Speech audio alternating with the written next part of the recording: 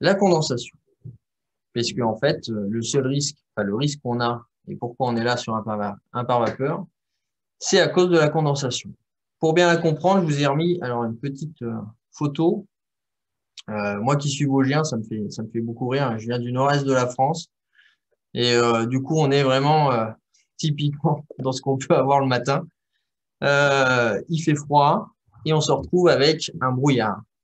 Le brouillard, c'est simplement le moment où l'eau ne peut pas être contenue dans l'air sous format vapeur. Et donc, ça veut dire qu'on retrouve l'eau sous format liquide en forme de gouttelette. Et donc, ça forme le brouillard. Alors, je ne sais pas si vous êtes habitué avec ce petit schéma-là.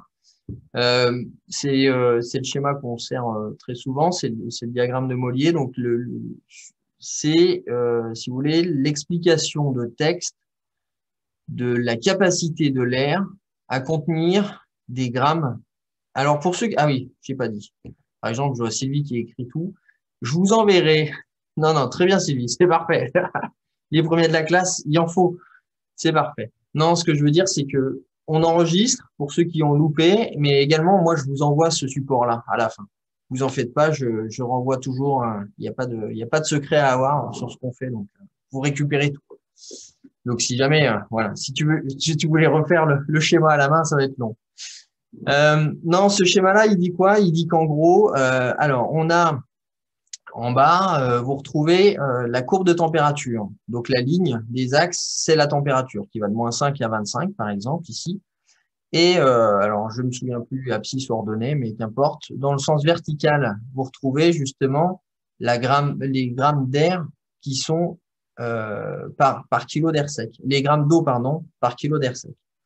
Et donc, on se rend compte qu'on a une courbe, la dernière, celle qui est plus en haut, qui est la saturation, la courbe à 100%.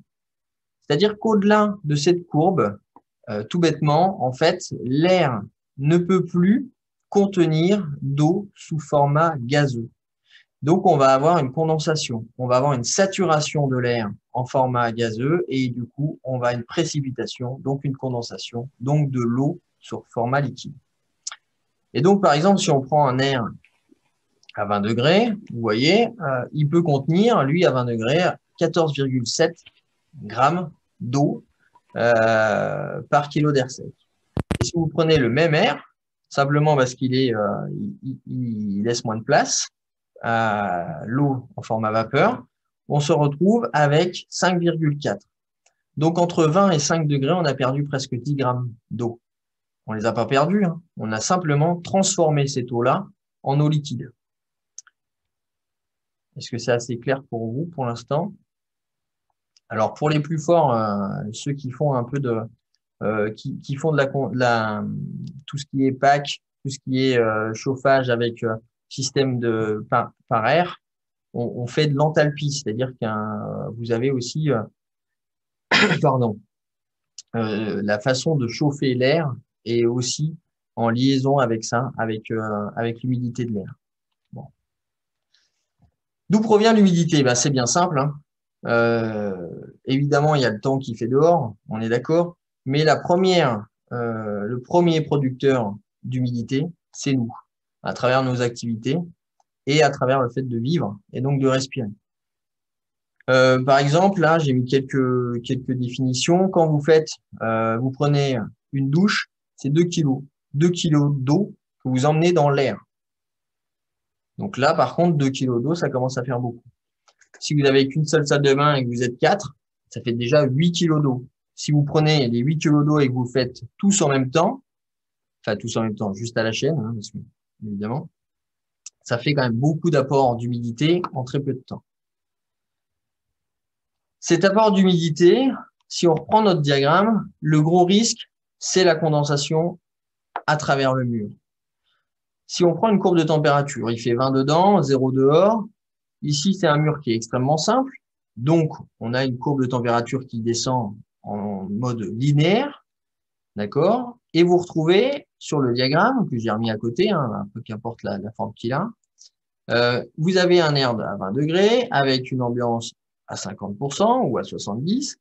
Et quand vous allez emmener, ici c'était 60, c'est entre les deux, vous allez l'emmener vers la gauche puisque vous allez refroidir l'air, donc vous l'emmenez tranquillement vers la gauche, et à un moment donné, cet air qui était en humidité relative à 60% se retrouve à être à 100% à une température de 12 degrés. C'est-à-dire que dès qu'il va franchir les 12 degrés, enfin dès qu'on va être en dessous de 12 degrés, l'air ne pourra pas contenir plus d'eau en forme à vapeur, donc ça va condenser. Donc dans le mur, à partir de cet endroit-là, on va commencer à avoir le point de rosée. Donc de l'eau qui se trouve en format liquide. Et c'est cette eau en format liquide qui pose des problèmes dans le mur. Enfin, selon le type de mur, évidemment. On refait la même chose avec un isolant cette fois. On a un air à 20 degrés, encore 50% d'humidité relative. Un air dehors à 5 degrés, 70% d'humidité relative.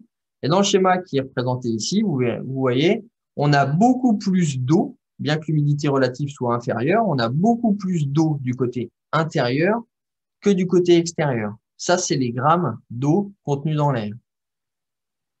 Donc, quand on va essayer de la faire passer de l'une à l'autre, parce que c'est toujours c'est toujours dans le même sens que passe, c'est toujours du chaud vers le froid. Eh bien, on a de l'humidité qui va traverser.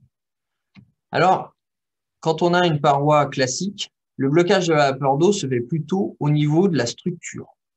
D'accord? Donc, et par contre, la température, elle, là, on est sur un isolant intérieur. La température à travers le mur, elle baisse à travers l'isolant. C'est pour ça qu'on a mis un isolant. Donc, on va se retrouver avec une condensation dans l'isolant. Alors, vu que vous avez mis une laine de verre, vous aurez remarqué qu'une laine de verre adore l'eau. Eh bien, justement, ça crée des soucis. C'est pour ça que la base, on met un pare-vapeur côté chaud afin que la vapeur reste bien du côté intérieur et qu'elle n'aille pas migrer à travers l'isolant et avec un risque de condensation.